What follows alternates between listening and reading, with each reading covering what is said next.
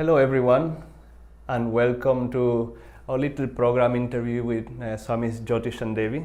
We have the great privilege to have them here today with us as a part of a program to promote their newly launched course on how to harmonize your relationships. Now, they have been married for over 47 years. They have a son, 3 grandchildren, and because of their service to Ananda Sangha, they have been counseling thousands of people in various topics, but one of the ones that is the most pertinent because it has a tremendous impact in everybody's life is relationships. So I think there's no one better than them to talk about this particular topic. Thank you for being with us. Thank you. It's a joy to be together, and I hope that we can explore some very interesting and very helpful topics. And what we'll be talking about today and answering questions with Barikil and Shamini are themes that we develop in much greater detail in the classes of this course on harmonious relationships. So this is just to give you a little taste of what you can have more full information on. The full class has 10 sections to it, and each class is more than an hour and a half long. So there's a lot of material that we cover, and we cover it in great depth. But today we'd like to explore some brief answers to some commonly expressed concerns. And thank you so much for your time and for being with us. And the format that we want to follow today is we have a few questions which we will ask Jyotish and Devi. And also, if you have any questions, you can type them in the comments and we'll try to address them maybe in the next months to come. Wonderful. So we thought we will start with something a little fun, which is what is called a quiz for partners. Basically, what we're going to ask you a very simple question, and all you have to do is point at who this pertains to the most. So, for example, if we say, I don't know, who is a better driver or something like that, you have to point who you think is the better one. Okay, sounds fun. All right. Maybe sounds dangerous too. All right. So, who among you is the most patient? Who is the better cook? More enthusiastic about new things? Who is the funny one?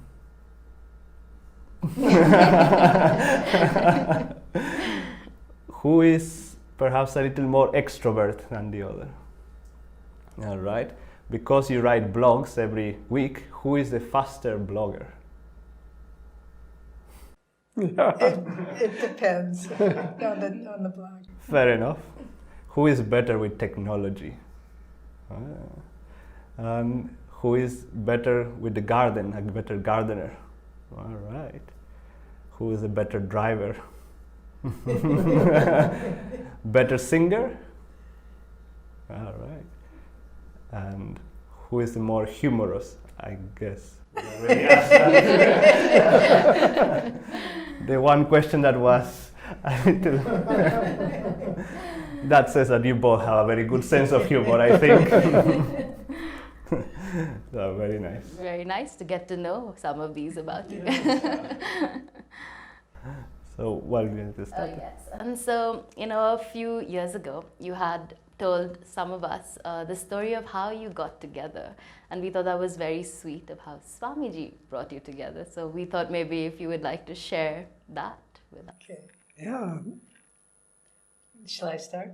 if you'd like, or Oh, you go. Okay. Devi and I knew each other for a long time before we got together. We both came to Ananda Village in 1969, and we didn't marry until 6 years later. So for quite a long period, we had been friends and co-workers. It was a relatively small group, and so we were often together, but neither one of us at the beginning felt it was the right time for a serious relationship or a marriage. And so we both lived as single people and had a very deep connection with our sadhana, with our spiritual path, and with our service. Gradually, I don't know what all the factors were, but it seemed right to explore a relationship. And so I thought, well, I would like to ask Devi out on a date, but I don't want to go behind Swami's back, more or less. So I went to Swami and said to him that I was thinking of asking Devi out on a date, and what did he think? And his response was really quite funny and perhaps alarming at the time. He said, "Why bother with all that? Why don't you just get married?" And so we were married 2 weeks later. Wow. And what I can add to that is the first week I arrived at Ananda, after I had arrived at Ananda, this was July 1969, and there were maybe 20 people there at the time, so you knew who people were, but just on a very impersonal way. But there was a woman living there at the time who was some years older than we were, a friend of Swami Kriyananda's, and she was a direct disciple of Anandamoy Ma, a Westerner, but she'd lived in India in Ma's ashram with Ma for many years. And she came up to me. I didn't know who she was, and she looked at me and she said, "You're going to marry Jyotish." And I didn't know who she was, and I barely knew who Jyotish was, and she could tell I was a little skeptical. And she said, "You just wait and see," with a very sweet smile. And then 6 years later, we were married. So, and as Jyotish tells, he went to see Swami, and Swami said, "Get married." And we checked with an astrologer, a Vedic astrologer, and he gave us the right date, which happened to be 2 weeks from then. And we were, many years later, we were in India with Swami, and we were talking about the pros and cons of arranged marriages and love marriages. And we said to Swami, "Well, you kind of arranged our marriage." He said, "What do you mean kind of? I did arrange your marriage." So anyway, it was all that to say, I think there's a divine plan in all of our lives, much more than we know.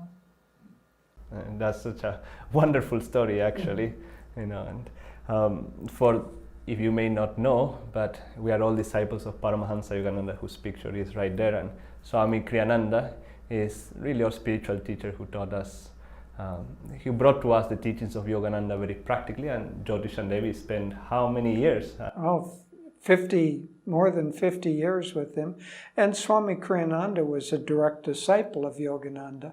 So he spent 4.5 years with Yogananda from 1948 until the passing of the great master in 1952. Perhaps later that will be also a fun relationship to explore with your relationship with Swamiji.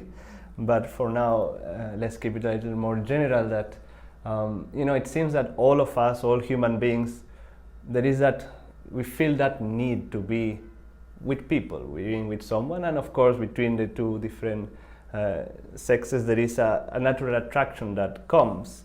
So what is the higher purpose of relationship? Perhaps you can speak a little bit about that, because it seems to be already be in us that we want to be with other people, so there must be some purpose. There's definitely a purpose. So I'll kind of pan out and give the broadest viewpoint, which is there's really only one entity in the whole universe, and that's God. But when God comes into manifestation, he creates that manifestation by duality, light and dark, plus and minus. The very atom has a positive and negative charge to it. That's what allows creation to come into being. And so that sense of separation happens, but to a certain extent it's a delusion. But nonetheless, within that creation, there is duality, and one of those dualities is male and female. And there's a natural attraction between male and female, because the whole of our consciousness, really because we all come from God, we're both male and female. But in any particular lifetime, we inhabit generally one body or another, and we have certain attractions which are based on past karmic tendencies. And so there is a definite desire to come together, not just with a partner, but with other people, with friends, ultimately with teachers and a guru. And all of this has the spiritual purpose. Think of each individual part of creation as having a magnetic influence that's trying to draw us back into unity. And so if you have a marriage or a partnership or friendship or guru-disciple relationship, if you have that with the right person, that can greatly accelerate your, one might say, evolutionary process of coming back into unity with God. And I'll just say that for the two of us, our marriage together, our life together, has been one of the greatest, not just blessings in terms of happiness, but one of the greatest spiritual blessings that we've had, because we help balance each other and help expand each other. And it's been very, very helpful. Yeah, I'll add to that. Part of the reason I think that we're drawn to each other, as Barikil said, for often seemingly superficial reasons, but there's a deeper compulsion, a deeper yearning that is behind that, and that's to find this balance that Jyotish was speaking of. In a partnership, maybe one person is more impersonal, maybe one more personal, and you help each other to balance that. Maybe one more coming from the heart, one more coming from the mind, and all these different aspects of a human being. Maybe one more serviceful, one maybe less serviceful, and to try to learn from each other. As we said, we've been married 47 years, and I'm learning from Jyotish all the time. And what do you learn? You learn how to love more selflessly, more perfectly, and it brings you closer to the joy of God. Swami Kriyananda wrote a beautiful wedding ceremony that we often, it's what we use when we marry couples. And in the vows, the very last line of the vows to each other, the lines are, "And through our perfect love to find the perfect love of God." So you may think, well, that's a pretty high bar to try to reach up to, but that's the highest purpose of a relationship, to perfect your ability to love selflessly, and through that to get a glimpse of what divine love is. That's beautiful. Thank you. And as Jyotish, you beautifully said that this has been a blessing for both of you, and in that it's also been a blessing for us to observe and to have this example. And maybe just, in 47 years, that's a long time in the scheme. And what has been, you think, for both of you, a secret to the long success of the marriage? Well, I would say there are several. The first is that we're both individually deeply sincere about our spiritual search. And because of that, there is a focus that helps us become less reactive and less dependent on anything outside of that search. That doesn't mean that the love becomes less, it actually becomes more, because where a person is, too needy or too demanding, it pushes away love. And so that deep spiritual search begins to fulfill us from the inside. And the fact that we share that together has been a very great blessing. And the techniques of our path, there are many, many benefits. They give you greater energy. They awaken the heart qualities, they awaken love, they awaken friendship, they awaken kindness. They also, the practice of our meditation techniques, help us to begin to be able to control the reactive process. So that which would make us upset or angry or jealous or happy or elated and then sad and depressed, those things become evened out.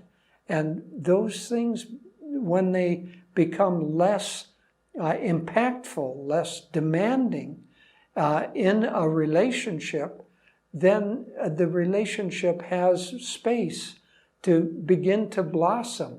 Whereas when there's too much pressure from one partner or both partners on the opposite partner to fulfill them, to make them happy, the other partner can't do that because happiness comes from inside. And so if there's too much of an outward demand on the other partner to fulfill a person, it's a false expectation. And that eventually will erode a marriage, erode a friendship.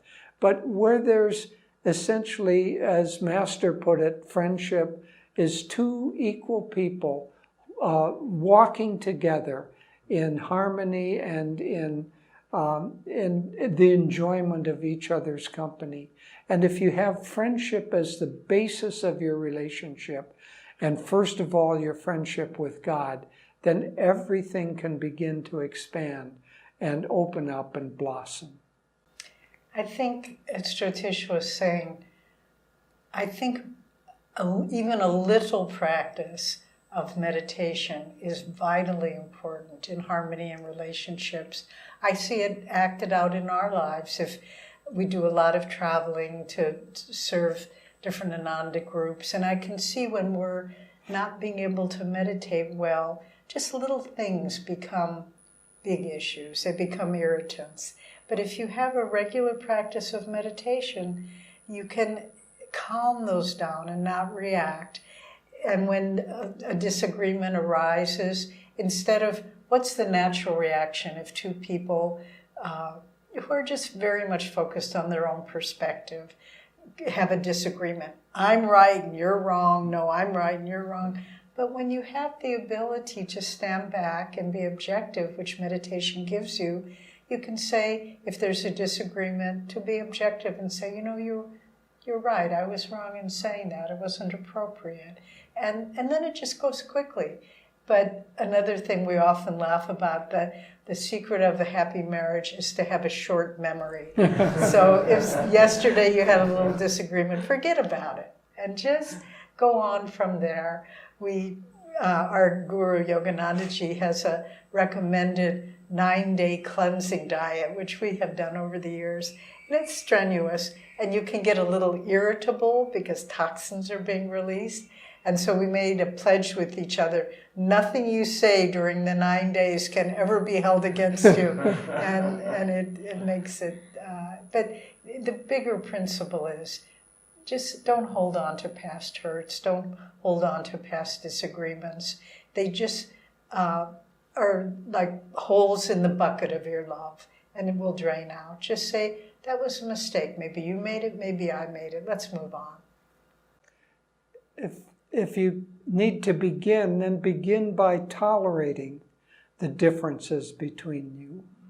But then move on from you can tolerate the differences to embracing the differences, because then things that are not the way that you would do it become kind of charming and wonderful.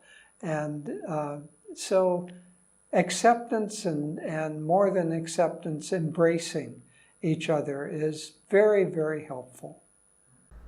No, that's wonderful and very sweet also, and to be able to see the differences, as you said, as something charming, because I think many a times we think we are, of course, we only been married for around 4 years now, but we think like, two people who come together are kind of the same in a way, but then you start to realize, there's actually a lot of things that are polar opposites. And to be able to see those differences as charming is actually a very, wonderful way to go about life. Yes, and actually that advice that you just offered is, it kind of applies to all relationships, no? The one of Yes. not holding on to hurts and things, and that those kind of become relationship breakers on all levels. Yes. I mean, relationships take all forms. They take the forms of a close, perhaps a marriage, or they take the form of friendships or family relationships, but also work relationships, and many, many different forms. And if you're always holding on to every little negative thing that happened, it's as if you create a negative cloud around you, which draws negative reactions from others. But even more importantly, holding on to negativity poisons your own mind and sets you up to attract negativity to you and expect it to happen. So one of the most important teachings of Yogananda was toward how to keep your mind and thoughts positive and your heart open and expansive. Now, we are talking, of course, about marriage quite a bit, and you mentioned how it's certainly helpful to have someone there to help you develop certain qualities. Would you say for one who wants to grow spiritually, is marriage a more, not a better path, but perhaps a more direct path, or are there ways to see through friends perhaps, or through other people, also things that you need to learn on yourself? Because I think we have seen that when you have someone with you the whole day, you are able to see a little bit closer, whereas, sometimes in friendship there is a little bit more distance, and you can always say, okay, I'll see you tomorrow. So what do you feel? Or next week. Yes, exactly. Right. Well, it really depends on one's karma. And again, as I was saying in the beginning, I'm not sure it's a choice we make. We think we do, but I think our karma very much determines if we'll end up being married or in a solitary life, maybe even a monastic life. But and in Yogananda's great work, Autobiography of a Yogi, many of the high souls mentioned in that book were married, had families. Some were not. Some were Himalayan yogis. But every lifestyle can be a path to greater joy, greater inner freedom, greater expansion of consciousness. It really just depends on your own karma and fulfilling it dharmically. So, sometimes this woman I mentioned earlier who told Jyotish and I that we were going to be married, told me that we were going to be married. She was living in Ma's ashram as a brahmacharini, and Ma told her, you should go and get married. And she said, but Ma, I don't want to leave you. I want to be here in the ashram. And Ma said to her, Anandamoy Ma, who's a great saint of India, I mentioned in Autobiography of a Yogi, Ma said to her, better to be in the world and long for the ashram than be in the ashram and long for the world. So whatever your dharma is, do it wholeheartedly. Sometimes it saddens me when I see a married couple or people in a partnership, and one of them is thinking, well, this isn't spiritual, and I have to kind of hold myself back. Whatever your life pattern is, do it with your whole heart. If it's to be a single person and not get involved with others, then do it well. If it's to be a householder and have children, give it your heart, give it your dedication. That's the path to freedom. That's what, in the Bhagavad Gita, that's what Krishna says to Arjuna. Fulfill your dharma. That's the only path to freedom. And if you think, well, I don't want that, you won't find fulfillment by avoiding it. So it really just depends on your own individual karma. There's not one right way. And I would add that whether you have a marriage or a close relationship, you certainly need to have relationships. You need friendships. You need, frankly, let's put it this way, you need to be with other people enough so that you don't try to create a little cocoon of comfort around yourself. One time, Swami Kriyananda compared being in a spiritual community like Ananda to having kind of rough rocks put into a rock tumbler. And in a rock tumbler, there's some grit, and then there are the rocks. And so that all tumbles around together. And gradually the banging together and the grit, the rocks come out and they're polished and they're beautiful. So we need some grit and we need some banging together. And so I don't mean it as a negative thing. I mean it as a positive thing, that the interchange with other people rubs off the rough edges. Yeah, rubs off the rough edges, that otherwise we can avoid that and become self-protective, but it doesn't lead to spiritual freedom. Yeah. And, I'll just add, we have a class, one of the classes in this course that we're talking about is how to choose the right life partner. And we go into it in some detail, and also how to deal with problems in the marriage. We go in a marriage or in a relationship. So we go into these in much more detail, just to let you know. Thank you. And speaking of, like, let's say, see you in a week kind of friendships, is it ever okay to, just spiritually protect ourselves sometimes? Like, what would a toxic relationship or a disharmonious relationship look like? And is it okay to kind of do that and protect yourself? Absolutely. We have to do that. It's not helpful for ourselves, nor is it helpful to the other person to stay in a situation that's toxic. And so we need to try to work on balances to get the toxicity out of our interactions. We go into this topic at length also in our course.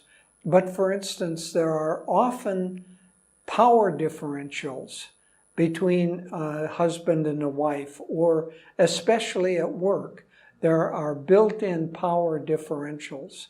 And at work, sometimes there's not much you can do about it, but a healthy work environment reduces those pressures to a minimum so that everybody feels rewarded and involved and wanted.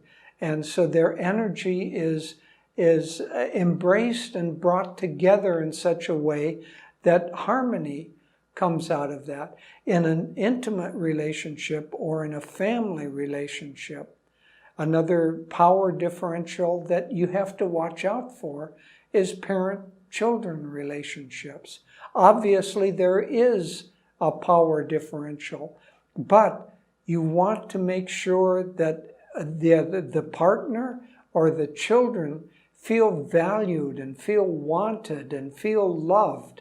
And so the expression of too much of a power differential can make a relationship toxic, especially where one person becomes a bully over the other person or people. And that needs to be worked on in a relationship. And ultimately, if it can't, that would be a reason for backing off of that relationship. Something to watch very carefully when you're forming a relationship with another person or even a business partner. Yeah, and I would add that it's important from in the beginning, let's say of a new marriage or a new relationship, for people to establish their own sense of, self-worth and integrity. Let's use those words.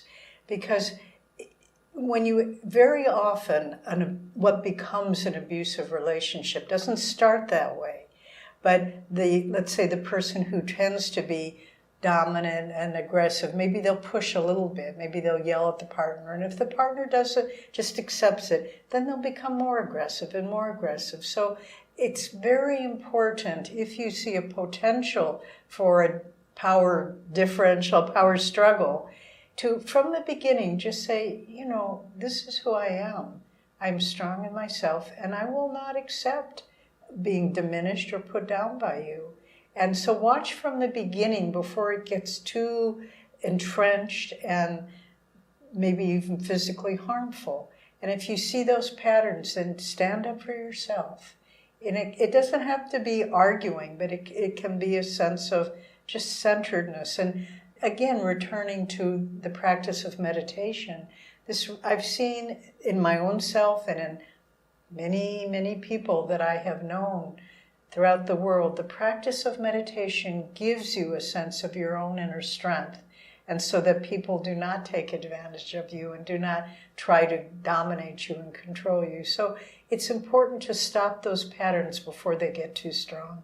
I'll just touch on this because we go into it in the course a lot more. But for every problem in a relationship, there is, if it's a negative attitude or negative behavior, there is a positive polar opposite. And so don't concentrate on the negative. Concentrate on the polar opposite, which is positive. And in the instance Devi was talking about, where one person is pushy and aggressive, being pushy and aggressive back just adds to the turmoil. Being firm and positive and holding your own space, that's the positive polarity to being dominant over somebody else. And so the way to work through problems in a marriage, by and large, is to find the positive polar opposite and give that energy and help that to grow. Oh, beautifully. It happens also here, especially in India, I feel that sometimes even if you are young and you want to embark on the spiritual path, perhaps the family is against you or doesn't allow you, or perhaps even your friends, but the family usually has a little more strength. Or if someone finds the spiritual path after they have been married, perhaps the extended family doesn't approve, or even sometimes the spouse may not approve.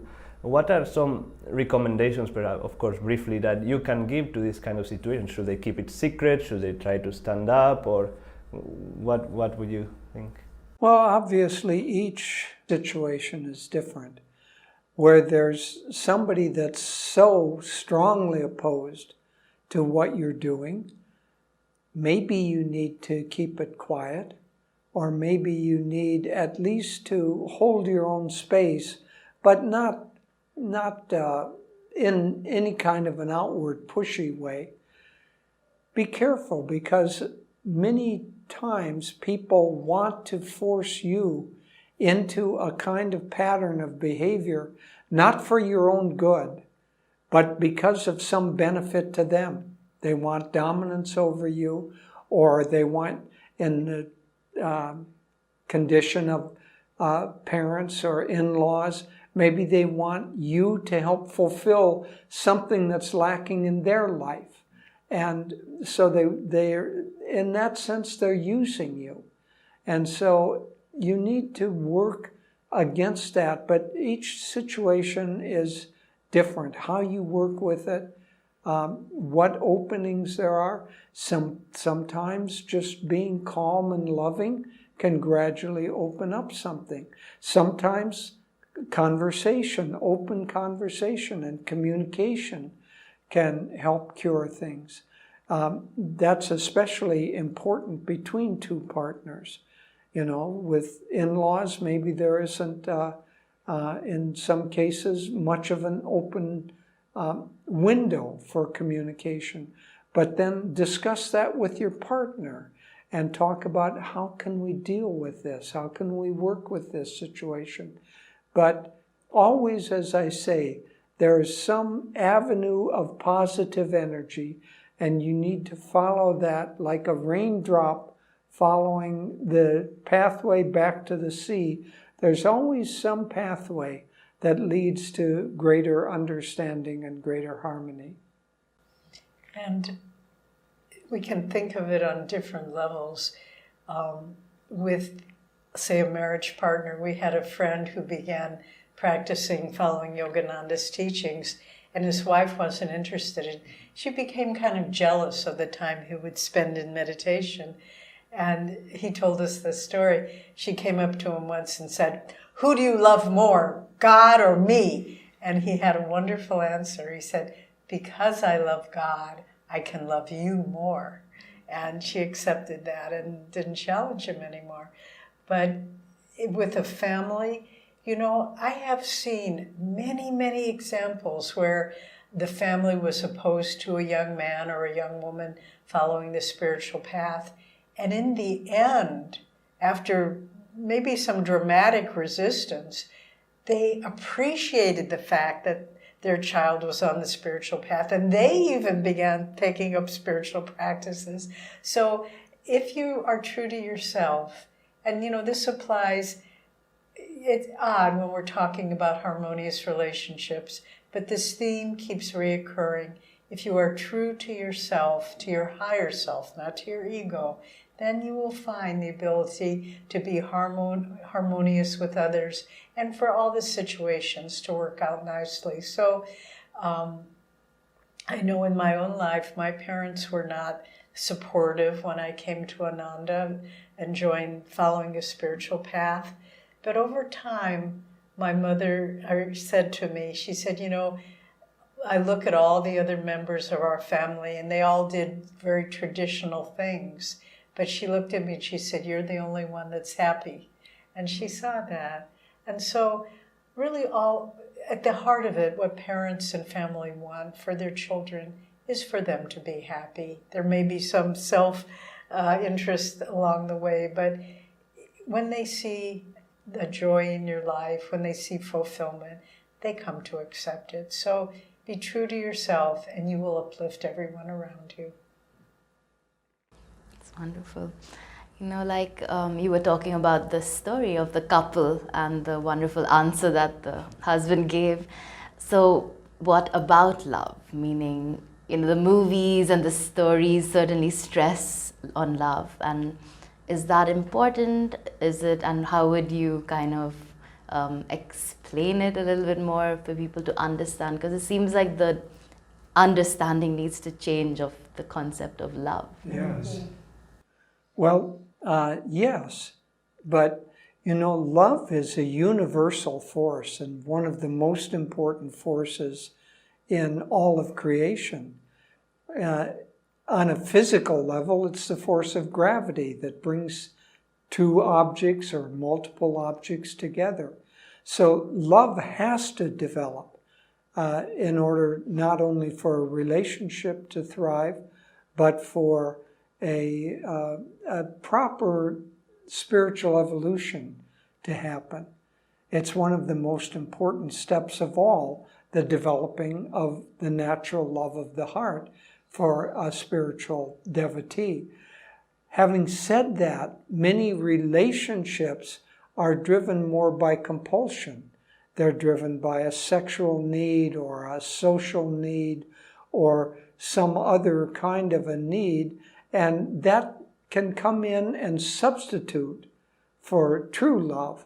And so, as Yogananda put it kind of humorously, many marriages are between a nice shade of lipstick and a good bow tie in his day. So that's physical attraction.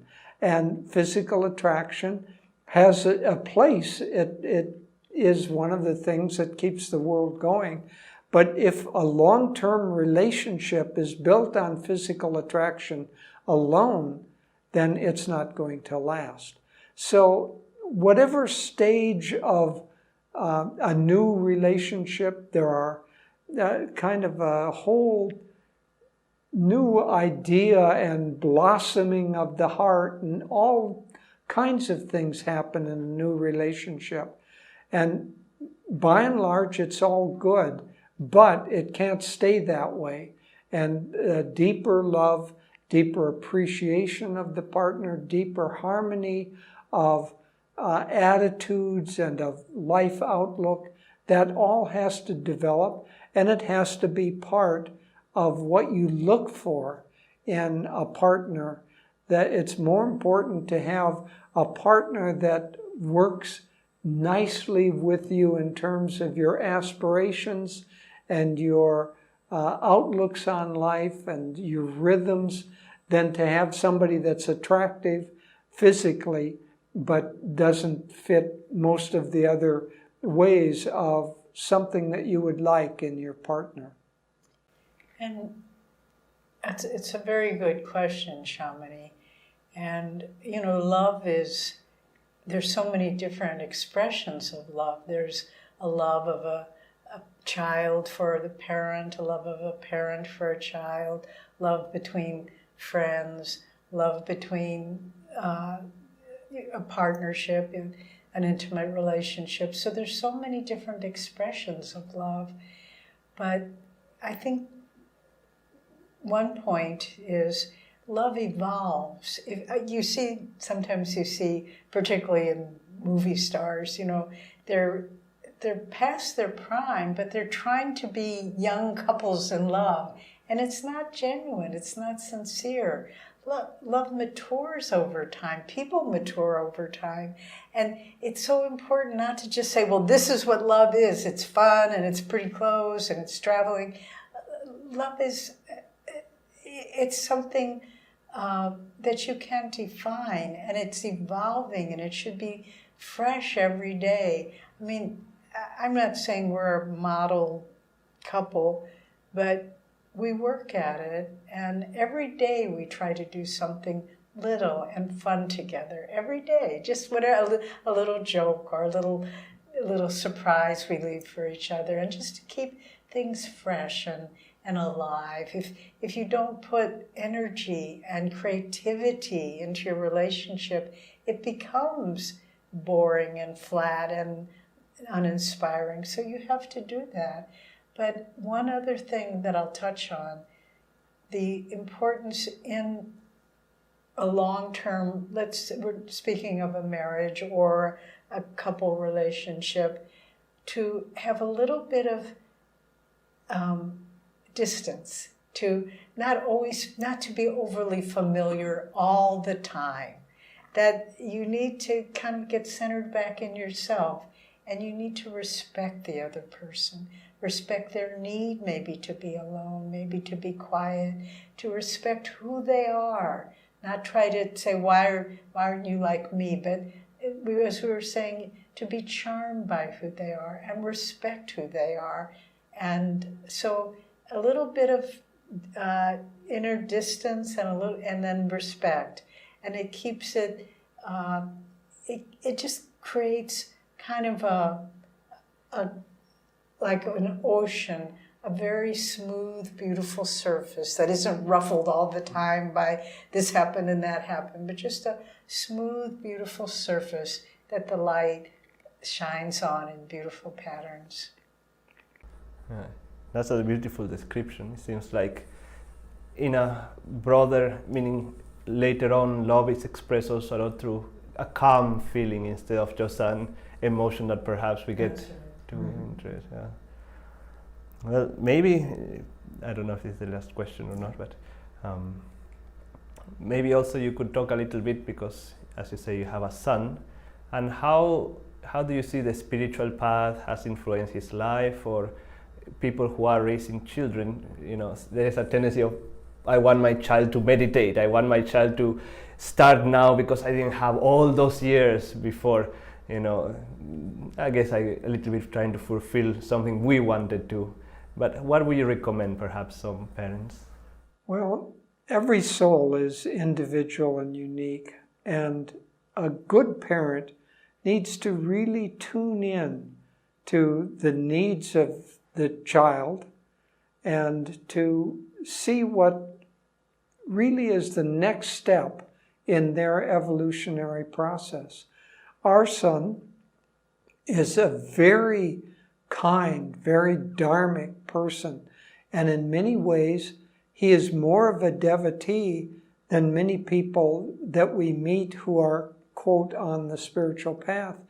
But he does not have an attraction to either a formal practice or a guru-disciple relationship. But we respected that in him. We didn't force meditation on him. We didn't force a spiritual path on him, but let it develop. we tried to model for him a good life and proper behavior and proper attitudes. He saw us meditate. He saw our devotion. He could choose that or not, as was his want, but he has chosen a very good life, and he's a very fine person. So don't try to make your children some sort of a carbon copy of who you are, or even worse, the fulfillment of what you wish you had been. That just stifles them.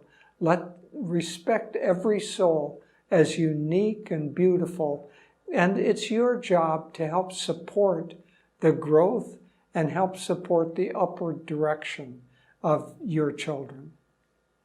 Yeah, it's beautiful too to watch everyone in your life, from children to friends to partners.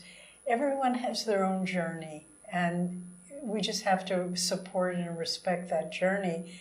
Our son said to us not too long ago, he said, at this point in my life, I don't feel the need for a formal spiritual path. But if I ever did, I would choose your path because you never forced it on me. And I thought, well, we did something right there. And what he did was absorb higher values, and that's how he lives his life. And we're very proud of him. That's very beautiful, actually. Yeah. So maybe to take away, any final thoughts from both of you on just this topic, and perhaps also the course, a little bit on the course? Yes, well, relationships, one way or another, are going to be central to your life. And in fact, maybe the most central part of your life. More time, more mental energy, more emotional energy will be connected to relationships than basically anything else. And so everything that comes to us can either be a stepping stone toward greater awareness and greater consciousness, or it can be a challenge that makes us shrink and contract in on ourselves. Let's make our relationships expansive. Let's make them fulfilling. It's certainly possible to do that. And we've seen many beautiful marriages, friendships, working relationships. So we know that it's possible.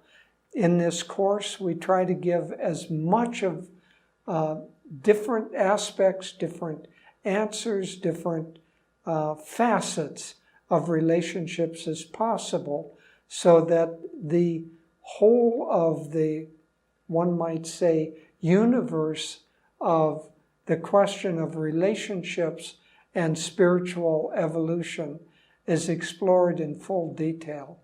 And so I firmly believe that if you feel drawn to the course, you will certainly get great benefit from it. Yes, and just to close this part, to say that we very much enjoyed doing the course. It's based on the teachings of our guru and our mentor, Paramahansa Yogananda and Swami Kriyananda.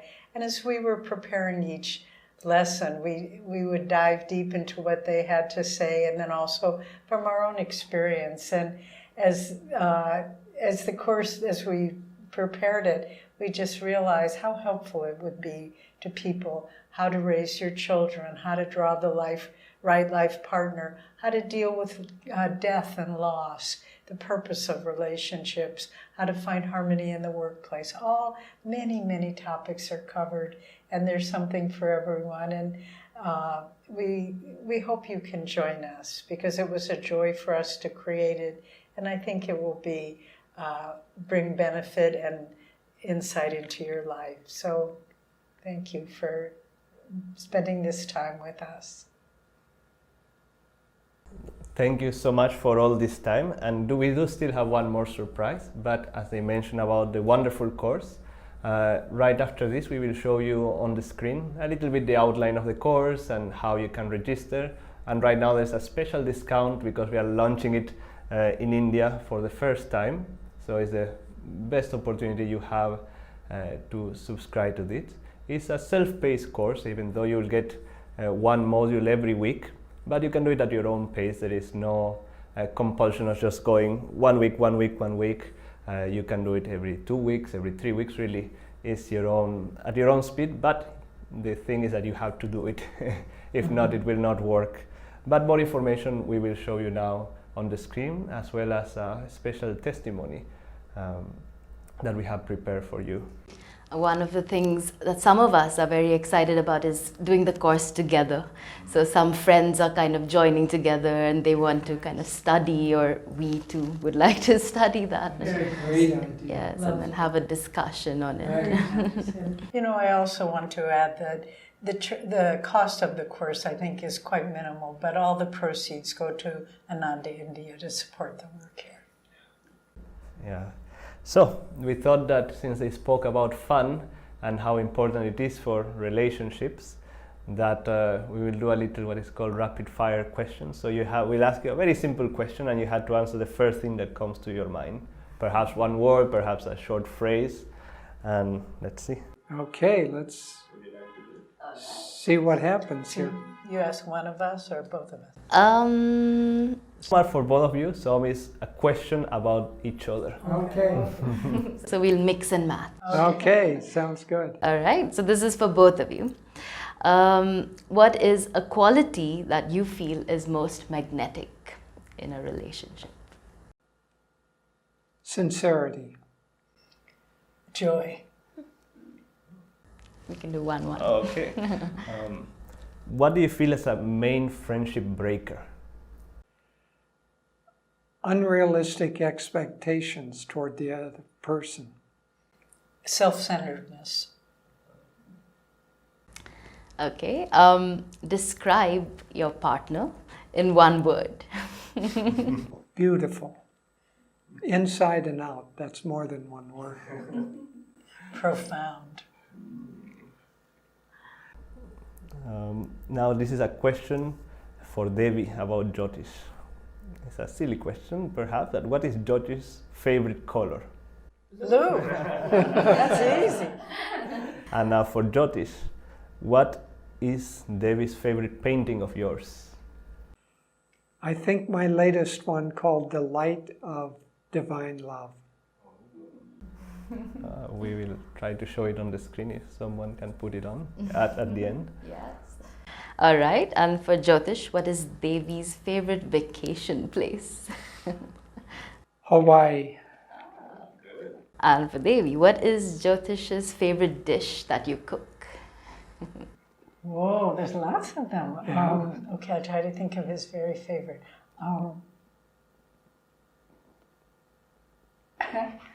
I think it's vegetarian chili. Could well be. I love her vegetarian chili.